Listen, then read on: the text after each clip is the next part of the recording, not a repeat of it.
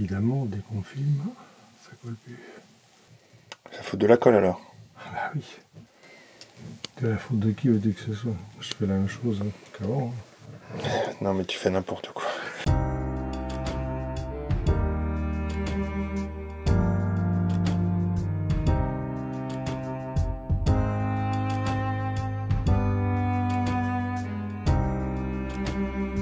Bonjour à tous.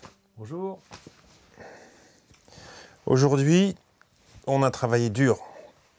On a fait le doublage des murs avec du Fermacell. Ouais. Ça remplace C'est le lourd, placo. lourd. Ah, ça. Et c'est censé être perméable, c'est-à-dire qu'il y a, Ouais, c'est il y a respirant. l'humidité, c'est perspirant, l'humidité circule. Et alors, quand on arrive aux angles, parce qu'il faut être précis, quand on arrive aux angles, soit on met une planche devant, l'autre planche derrière pour la coller, soit le contraire. Que tu réfléchisses ou pas, eh ben, la réalité impose le choix. C'est pas tout le temps comme ça dans la vie, ni dans la construction. C'est-à-dire que quelquefois, il y a des options, et puis c'est après que tu te rends compte que tu as fait une erreur. Oui, tu n'as pas pris la bonne option. Mais là, à moins d'avoir je sais pas quoi dans les yeux, il y a une façon de faire qui va fonctionner.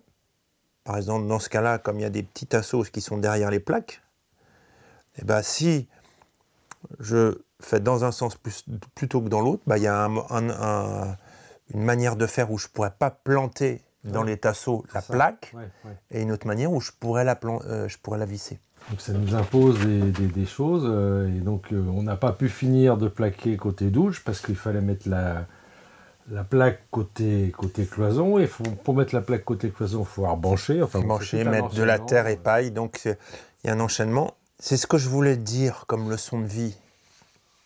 Les biais cognitifs, c'est ce qui nous fait voir la réalité comme on aimerait la voir. Tu as envie de quelque chose, donc tout ce qu'on va t'apporter qui va dans le sens de ce dont tu as envie, eh ben, tu vas le croire, tu vas avoir tendance à le croire.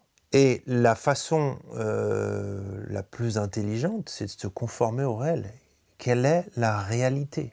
La réalité t'induit des choix. Oui, non, c'est vrai ce que tu dis. C'est que, d'ailleurs, les vendeurs le connaissent bien. C'est qu'un bon vendeur, il sait te faire dire de quoi tu as envie pour après te vendre ce que tu as envie.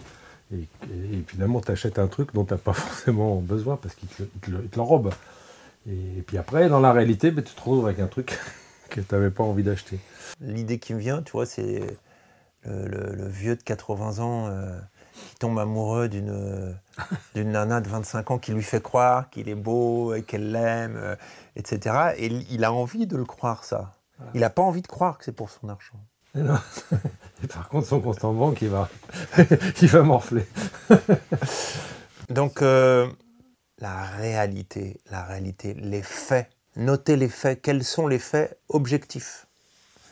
Et si, dans certains faits, vous ne savez pas trop, demandez à vos amis, qui, eux, avec le recul, ne vont pas voir les choses de la même manière que vous. Ça reste toujours difficile, parce que de l'autre côté, il y a le chant des sirènes. On a envie de rêver, on a envie de s'échapper de la réalité pour vivre des choses qui nous font vibrer. Oui, après, il faut aussi savoir rêver un peu. Hein, aussi. Pour pouvoir aller vers des choses... toujours une question d'équilibre. C'est une question d'équilibre. Voilà. Donc, sur ce chemin de la réalité, pas toujours facile à prendre, parce que la réalité peut être cruelle. Eh bien, je vous dis bon courage, à très bientôt. J'ai confiance en vous et rendez-vous sur un prochain épisode.